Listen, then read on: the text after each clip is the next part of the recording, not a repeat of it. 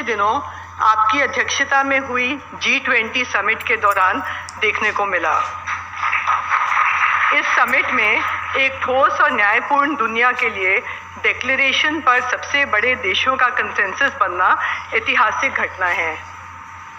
G20 summit के declaration में gender, environment, global south, Ukraine war और क्लाइमेट टॉक्स में हमारी पोजीशंस ने भारत के उच्च नैतिक चरित्र को जग जाहिर किया है।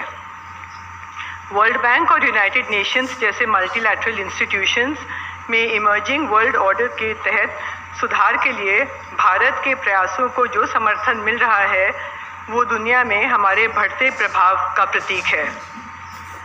किसी देश की दुनिया की बड़ी ताकत बनने के लिए 4 मुद्दों का ख्याल रखना होता है। इसमें पहला है इकोनॉमिक परफॉर्मेंस। भारत पिछले कई साल से दुनिया की फास्टेस्ट ग्रोइंग इकोनॉमी है। आज भारत विश्व का सर्विस सेक्टर पावर हाउस होने के साथ मैन्युफैक्चरिंग रेवोल्यूशन की ओर भी तेज़ी से कदम बढ़ा रहा है। आईफोन और 5G टेक्नोलॉजी से लेकर फाइटर जेट्स और सैटेलाइट्स तक मेक इन इंडिया का दायरा बढ़ता जा रहा है। 1 लाख स्टार्टअप्स और 100 से भी ज़्यादा यूनिकॉर्न्स के साथ आज भारत का स्टार्टअप इकोसिस्टम विश्व के तीसरे नंबर पर है।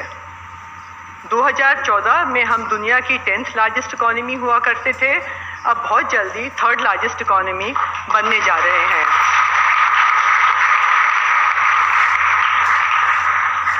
ये बदलती टेक्निक और रिक्वायरमेंट्स का दौर है। दूसरी चुनौती इसी से जुड़ी है कि हम इसमें कैसे सबसे आगे निकलें। भारत ने डिजिटल पब्लिक इंफ्रास्ट्रक्चर के क्षेत्र में इस गौरव को प्राप्त किया है। इंडिया स्टैक, UPI और अकाउंट एग्रीगेटर इस्तेमाल में बेहद आसान और क्रांतिकारी हैं। DPI हमारे देश के वेलफेयर और गवर्नेंस आर्किटेक्चर की नींव है। दुनिया के अनेक देश हमारे इन सफल बदलावों से सीख ले रहे हैं। तीसरा मुद्दा है कि सरकार की नीतियां और प्रयासों का देश के नागरिकों पर क्या प्रभाव पड़ता है। टारगेटेड वेलफेयर स्कीम्स की मदद से भारत ने 13.5 करोड़ लोगों को गरीबी से मुक्त किया है।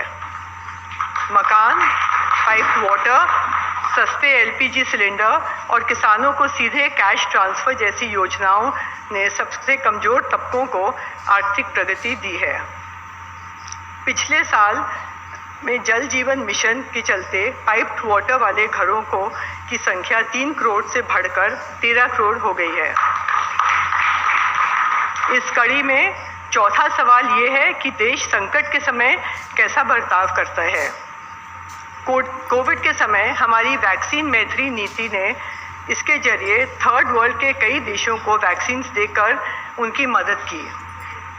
यूक्रेन रशिया युद्ध के बाद अब वेस्ट एशिया पर आए संकट में हमारी नुआंस्ड पोजीशंस के जरिए हमने विश्व को विश्वास दिलाया है कि भारत हमेशा सत्य और न्याय के साथ खड़ा रहेगा। आज सुबह चीफ जस्टिस ऑफ इंडिया हमारे बीच थे।